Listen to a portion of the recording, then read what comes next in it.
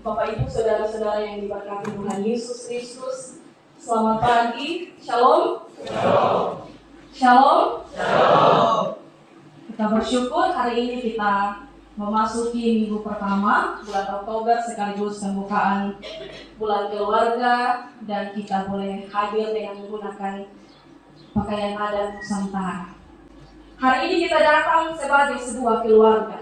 Kira-kira sudah datang bawa pasangan hari ini, bapak mama, atau ada suami yang ditinggalkan di rumah, istrinya mungkin ditinggalkan, atau bapak mama bergandengan tangan anak yang suruh jaga rumah. Tadi saya berharap semuanya semua datang berpasang pasangan. Kecuali memang yang belum ada pasangan atau yang sudah tidak punya pasangan, jangan ambil pasangan orang. Bapak mama kekasih Tuhan, apa itu keluarga?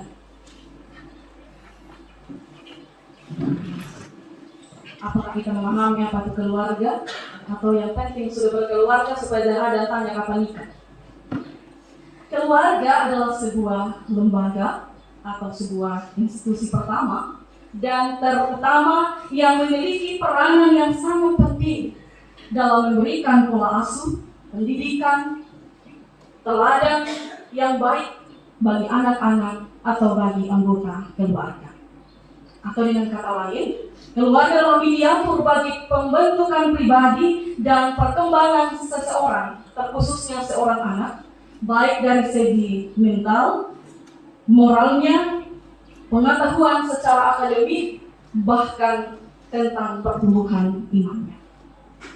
Tetapi Bapak Mama, saudara-saudara yang diberkati Tuhan, bahwa dengan perkembangan zaman sekarang ini yang semakin maju, keluarga banyak kali diperhadapkan dengan berbagai permasalahan yang sangat serius. Dan masalah yang paling serius adalah perceraian.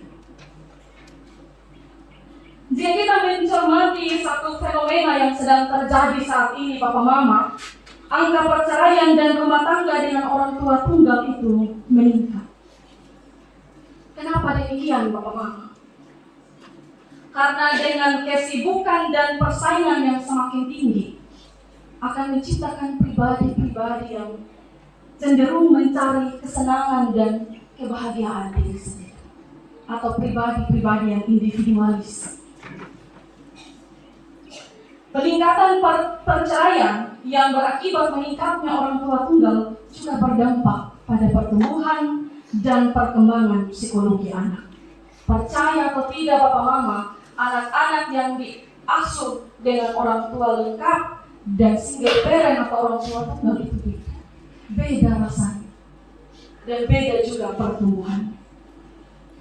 Dan selain pergumulan untuk menjaga keutuhan serta keintiman, keluarga Kristen juga diperhadapkan dengan tantangan menjaga kehidupan beriman di tengah perubahan budaya dan gaya hidup modern yang mengguncang kehidupan rumah tangga. Jadi relasi antara suami dan istri, orang tua dan anak-anak, tidak lagi menghidupi relasi yang penuh kasih. Tidak lagi sedang menghidupi relasi dengan kasih yang membara, tetapi kasih yang sedang hambar, kasih yang sedang dingin. Keluarga bukan lagi tempat ternyaman untuk kembali ketika ada keadaan-keadaan yang menyakitkan. Dan rumah tangga tidak menjadi tempat yang aman dan nyaman, karena di dalamnya tercipta KDRT. Bukan kasih dalam rumah tangga lagi, tapi kekerasan dalam rumah tangga yang meningkat baik terhadap perempuan maupun anak-anak. Dan ini menjadi hal yang sangat serius di sekitar kita. Begitu juga dengan meningkatnya masalah yang dihadapi keluarga di era digital karena pengaruh media sosial. Pengaruh HP yang kita punya, HP yang rasa-rasanya bagaikan istri, bagaikan suami, bagaikan pacar. Dan kalau HP tidak ada di dunia runtuh setengah mati. Pengaruh itu pun perlahan bisa menggerogoti kehidupan beriman kita, Bapak. Dan kemerosotan moral itu bisa semakin nyata. Kita tidak lagi peduli dengan sesama di sekitar kita, Jadi segala sesuatu adalah untuk diri sendiri. Kesenangan diri sendiri, kebahagiaan diri sendiri, itu yang sedang kita usahakan. Bapak Mama kekasih Tuhan, dalam momentum bulan keluarga, Sinode GKS mengangkat tema besar menjadi keluarga yang bersahabat. Dan dalam subtema, tema kita hari ini, bahasa cinta keluarga. Ketika ini diangkat menjadi tema besar, tentu ada harapan yang ingin terjadi dalam kehidupan kita. Bahwa pemaknaan bulan keluarga dapat menolong kita semua sebagai orang percaya untuk kita dapat berefleksi terhadap perjalanan kehidupan berumah tangga masing-masing. Sehingga kita mampu menyikapi setiap persoalan dengan sikap iman yang benar. Bapak Mama, selain di Roma dan Galatia, 1 dan 2 Korintus juga kita bisa melihat yang dapat dikatakan suratnya Rasul Paulus yang penuh dengan permasalahan, yang penuh dengan tantangan. Saking banyaknya permasalahan yang ada, Rasul Paulus 4 kali menuliskan surat. Dan permasalahan itu hanya tentang apa? Tentang perdebatan, tentang karnia-karnia lain. Melalui firman Tuhan pertama Korintus 13 ayat 1 sampai 13 yang telah kita baca, Rasul Paulus menyampaikan pesan kepada jemaat di Korintus dan menasihati serta menegur agar tidak menyombongkan diri dan tidak memperdebatkan siapa yang paling hebat dalam hal karunia rohani. Paulus ingin menegaskan bahwa yang lebih utama adalah kasih jika dibandingkan dengan karunia lahiriah. Karena itu ada kalimat yang diulang sampai 3 kali oleh Rasul Paulus, yaitu tetapi jika aku tidak mempunyai kasih. Menunjukkan bahwa sesuatu ini sangat penting tidak ditekankan berulang-ulang, bahwa karunia rohani tidak akan berguna atau akan sia-sia jika itu tanpa kasih. Jadi Rasul Paulus mengatakan bahwa kasih itu adalah motivasi yang harus dijadikan sebagai motivasi sehingga karunia lahiriah seperti semua ucapan-ucapan kenabian atau nubuat, iman-iman yang menghasilkan mujizat, bahkan semua pengorbanan diri itu menjadi berguna. Tetapi kalau kasih tidak dijadikan motivasi, maka yang terjadi adalah hal yang sebalik. Lalu pada ayat yang keempat hingga ayat yang ketujuh, Paulus membicarakan tentang karakter dari kasih itu sendiri. Paulus tidak berusaha menjelaskan atau mendefinisikan apa itu kasih, tetapi yang memperlihatkan sifat-sifat dan tindakan moral dari kasih yang terungkap. Bahwa kasih itu tentang kesabaran. Kasih itu tentang kemurahan hati. Kasih itu tidak cemburu, tidak menegahkan diri dan tidak sombong, tidak melakukan yang tidak sopan, tidak mencari keuntungan diri sendiri, tidak pemarah dan menyimpan kesalahan orang lain. Tidak bersuka cita karena ketidakadilan, tetapi ia bersuka cita karena kebenaran. Menutupi segala sesuatu, ia percaya pada segala sesuatu, mengharapkan segala sesuatu, sabar menanggung segala sesuatu, dan kasih tidak berkesudahan.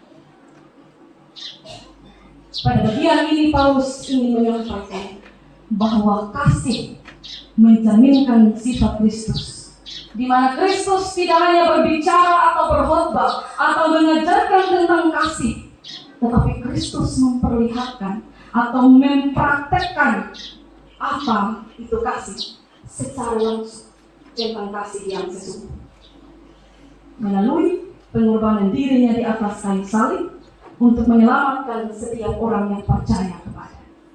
Jadi bahasa cinta yang dimiliki adalah melalui kematiannya di atas kayu salib. Karena itu kita mengasihi baik kepada Allah maupun kepada manusia, karena Allah lebih dahulu mengasihi dan menyelamatkan kita. Bapak Mama kekasih Tuhan, hidup dalam kasih akan mengarahkan setiap orang untuk berpikir positif terhadap sesama. Memakai karunia untuk membangun kehidupan bersama sebagai tubuh Kristus dan menjadi berkat bagi banyak orang demi kemuliaan Allah. Menurut Rasul Paulus, kasih itu bukan hanya lebih utama daripada karunia-karunia rohani, tetapi kasih adalah penggerapan dari iman dan pengharapan kita kepada Allah. Bapak, Mama, saudara-saudara yang diberkati dalam Tuhan Yesus Kristus, di tengah perubahan oleh karena perkembangan zaman yang terjadi saat ini, sebagai keluarga Tuhan, kita juga harus berhadapan dengan tanggung jawab yang tidak main-main, yaitu tanggung jawab memelihara kehidupan beriman sebagai keluarga Kristen yang hidup dalam kasih. Firman Tuhan pertama Korintus pasal 13 ayat 1-13 menjadi perenungan dan sekaligus refleksi iman bagi kita. Ada begitu banyak kenyataan yang terjadi, kenyataan yang sedang kita alami. Ada begitu banyak orang, keluarga atau rumah tangga dalam persekutuan jemaat, bahkan kita sebagai jemaat Manubara, sadar atau tidak, kita mulai kehilangan kasih sayang. Kita mulai kehilangan cinta kasih. Anak-anak banyak yang dibesarkan oleh orang tua tunggal akibat perceraian. Tindak kekerasan pada perempuan dan anak itu semakin banyak terjadi. Saking banyaknya sampai-sampai GKS melihat itu sebagai sesuatu yang besar dan menghabiskan pendirian di sisi yang bertugas khusus untuk hal itu. Artinya bahwa ini bukan lagi hal yang dianggap sepele, tapi menjadi hal yang begitu serius. Dan kadang hal itu terjadi, kekerasan seksual, pelecehan itu terjadi karena apa? Perkembangan zaman melalui HP gadget yang kita punya. Menonton film-film yang berbau pornografi, yang merusak otak, merusak pemikiran, memicu seseorang untuk melakukan hal-hal yang tidak baik. Belum lagi penyakit-penyakit hati yang sedang terjadi. Kalau saya lebih menyebut ini sampah dalam hati, di mana hidup dalam perselisihan itu sesuatu yang menyenangkan. Pertentangan, iri hati, susah lihat orang senang, senang lihat orang susah. Itu penyakit hati, Bapak. Kebencian, cemburu pada hal-hal yang tidak seharusnya, pementingan diri, cenderung merasa lebih dalam segala sesuatu. Jadi orang lain itu kita anggap sampingan saja, bukan apa-apa. Suka sekali kita merendahkan orang, suka sekali kita bersuka cita atas penderitaan orang lain, suka cari aman. Ada begitu banyak penyakit hati. Kalau kita alami pasti kita tahu apa. Karena itu Mama, saudara-saudara yang terkasih, mau dikemanakan kehidupan keluarga kita di era yang semakin berkembang? Apa yang mau kita ciptakan dalam keluarga kita pada perayaan bulan keluarga tahun ini? Mari kita belajar Bapak Mama. Hal yang pertama, bahwa keluarga harus menjadi tempat pertama menghayati kasih Allah bagi dunia ini. Keluarga menjadi tempat pertama menghayati kasih Allah bagi dunia ini. Dalam kehidupan kita manusia yang demikian, Bapak Mama, saudara-saudara yang terkasih, maka pemberitaan tentang kasih Allah adalah harus tentang kasih tanpa pamrih. Kasih agape, kasih yang rela berkorban, kasih yang mau mengampuni kesalahan orang lain, kasih yang memulihkan setiap hati yang sedang terluka, dan kasih yang menyelamatkan manusia melalui keterangan firman yang dapat menyejukkan hati. Jikalau saja kita semua manusia hidup dalam kasih sebagaimana yang diajarkan oleh Kristus Yesus, percaya saja Bapak Mama, kita akan hidup dalam sukacita. Kita akan hidup dalam kedamaian, dalam kesejahteraan, dalam keadilan, keselamatan, dan lain-lain. Dan jika kita mau menciptakan itu, maka kasih bukan sekedar ucapan. tetapi perbuatan. Kasih bukan sekedar rasa, Bapak, tetapi kasih itu tentang perilaku yang kita tunjukkan. Kasih juga bukan hanya sebuah slogan yang akan kita baca atau kita kumandangkan, tetapi kasih harus menjadi gaya hidup. Bukan hanya sebagai sebuah identitas kekristenan karena kita orang Kristen, tetapi adalah prinsip hidup sebagai orang Kristen yang mengendalikan seluruh aspek kehidupan kita sebagai murid-murid Kristus Yesus. Hal yang kedua, seorang pendeta senior di gereja Baptis Kalvari di Amerika, Dr. Gary Chapman. Ada bagian kedua yang ia ajarkan. Keluarga menjadi tempat pertama dalam mempraktekkan bahasa cinta. Dr. Gary menulis buku dan membahas tentang 5 bahasa cinta. Dalam bukunya ia menjelaskan bahwa setidaknya ada 5 bahasa cinta yang harus dimiliki oleh manusia. Dan 5 bahasa cinta itu sudah terlebih dahulu diteladankan oleh Tuhan Yesus, sebab Dia adalah sumber kasih. Bahasa cinta yang pertama, kata-kata penguatan, pujian atau penghargaan atau ucapan terima kasih.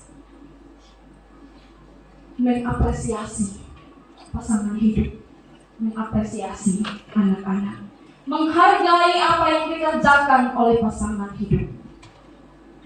Terima kasih sedikit sama istri.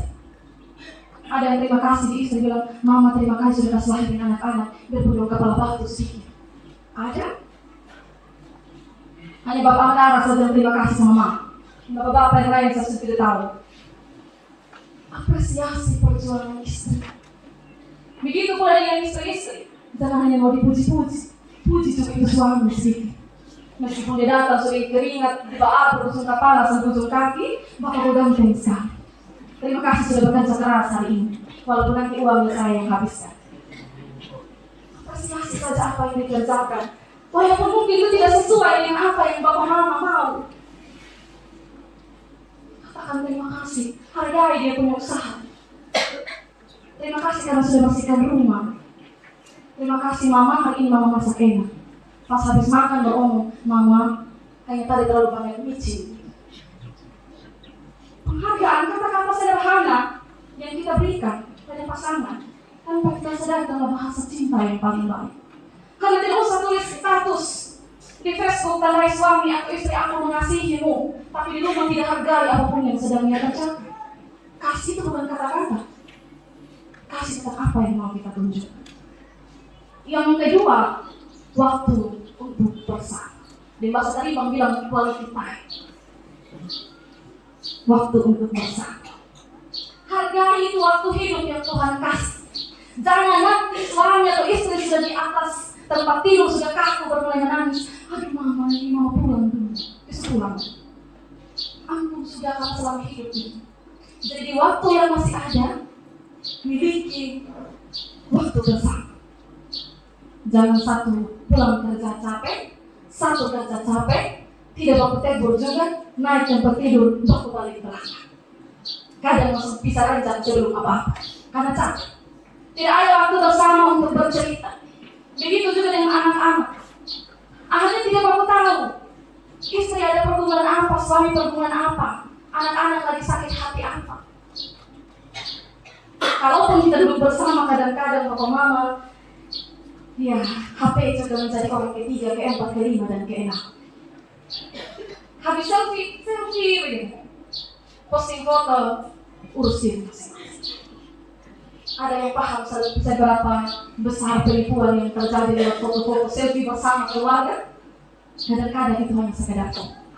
Kalau duduk bersama, bercerita, bertanya apa yang sedang dia rasakan. Tapi jangan lihat di pastori yang tiap hari selfie posting nasi goreng, kita juga habis selfie kita bercerita, Bapak mau. Percaya saya kita dua pastori, kita selalu punya waktu untuk bercerita. Jadi hargai itu waktu. Bahasa cinta yang ketiga adalah pemberian hadiah. Pernah kasih dia istri Bapak mau? Pernah? Bapak maksudnya selam, suami idaman. Bapak lain bagaimana? Kita salah bunga-bunga, bunga pepaya sobat. Ada ikan 2-3 ekor begitu supaya istri saya masa suami bukan dia bilang bukan malu, tapi pancing ternyata. Meskipun tadi teko orang di jalan. Berikan hadiah, terima kasih. Tidak harus emas permata, hidup dari susah. Berat saja 800 satu kali. Mobil ini emas ini berat juga. Hal-hal kecil saja. Perempuan itu paling suka kalau pasangannya datang tenteng kantong kresek. Meskipun dia bisa yang tahu isi 4 biji tidak. Dia bahagia sekali, dia merasa dicintai sekali. Lihat suami tenteng sayur dari sana. Terus salah memberikan hal besar dalam beri hadiah. Begitu juga istri. Beri hadiah kepada suami, hal kecil saja. Setrika di baju minimal dia tidak setrika baju sendiri, mama. Atau minimal bapak-bapak tidak setrika jalan sendiri. Dan itu memicu sekali untuk melihat bahwa ini bisa di ujung rumah saya, pintar sekali setrika. Itulah yang cerita. Hal yang berikut adalah tindakan melayani, saling memperhatikan satu dengan yang lain. Jangan hanya mau diutamakan, jangan hanya mau diperhatikan, tapi saling melayani satu dengan yang lain. Apa suami-suami kalau asik main HP sampai air minum terus istri itu mengambil. Apa kalau main game?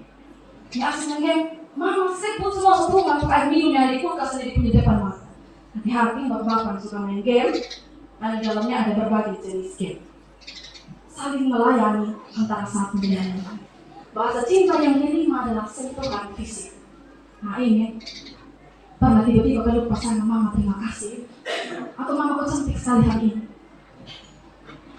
Atau dengan mama, dulu cantik sekali sekarang itu Tuhan tahu.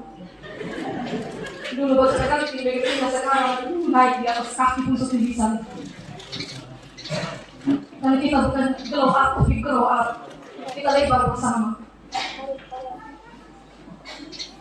Kalau dia capek nih mama-mama, kalau dia capek, biar dia satu rumah saja tinggal di sini, perempuan begitu, dan sedikit omongnya banyak. Kau tidak perhatikan selesai hari ini, kalau yang satu rumah ada buka satu rumah. Suami harus mengerti dan peluklah, tepuk bahunya, semangat mama, besok aku lagi di belakang. Bahasa cinta harus dimiliki, yang kemudian anak-anak bisa lihat. Kalau anak-anak lihat dia punya mama, jadi papa, bangun mandi dari pagi sampai malam, itu sudah yang dia lakukan. Nanti tanya, siapa anak? Anak memang sembuh. Lihat dia sukses, sama anak, tak sampai ke anak. Bisa kita tahu oleh kerasannya, melebihi mama dia. Mama dia selalu protes sama suami itu. Kau bagaimana mereka? Bagaimana kasih Tuhan, semua hal yang kita lakukan, itu lakukan dalam keluarga. Apa yang orang tua lakukan akan menjadi contoh bagi anak-anak. Jadi bahasa cinta bagi keluarga itu begitu penting untuk merawat relasi antara anggota rumah tangga dalam membangun kehidupan yang bengkas. Bahasa cinta adalah ekspresi penerimaan yang baik dalam relasi suami istri, orang tua dan anak-anak, hingga tercipta hubungan mesra yang harmonis, saling melengkapi, saling mengisi, baik dalam kehidupan rumah tangga, jemaah, keluarga, masyarakat. Gunakan bahasa cinta sebagai wujud kasih kita antar sesama.